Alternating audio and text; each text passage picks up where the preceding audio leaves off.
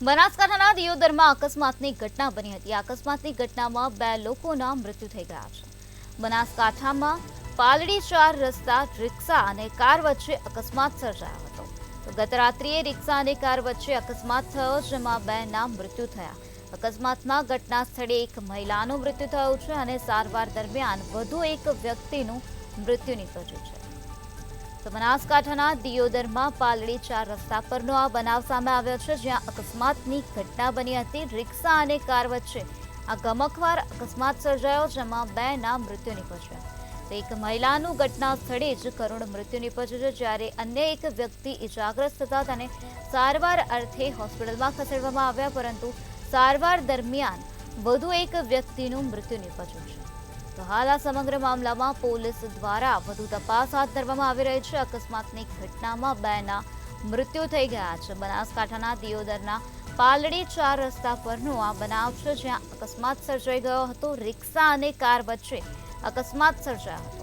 તો ગત રાત્રિએ આ પ્રકારે અકસ્માતની ઘટના બની હતી, જેમાં 2ના મૃત્યુ થયા છે, જેમાં એક મહિલાનું ઘટના સ્થળ પર જ કરુણ મૃત્યુ નીપજ્યું, જ્યારે અન્ય એક વ્યક્તિ અકસ્માતની ઘટનામાં ગંભીર રીતે ઇજાગ્રસ્ત થતા તેને સારવાર અર્થે હોસ્પિટલમાં લઈ જવામાં આવ્યો, પરંતુ સારવાર દરમિયાન વધુ એક વ્યક્તિનું મૃત્યુ નીપજ્યું। તો હાલ આ સમગ્ર મામલામાં પોલીસ દ્વારા વધુ તપાસ હાથ ધરવામાં આવી રહી છે।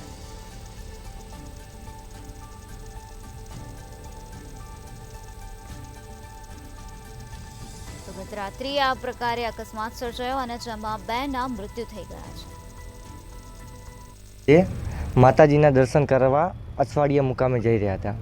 પાલડી 4 રસ્તા જતા રિક્ષાને સામેથી શિફ્ટવાળા આવીને ઠોકી અને ત્યાં ઘટના સ્થળે અમારા દાદીશ્રી પાર્વતીબેન માનસુખભાઈ બારોટ ત્યાં મૃત્યુ પામ્યા હતા અને બીજા ઘણા બધા લોકો ત્યાં ઘાયલ થઈ ગયા હતા।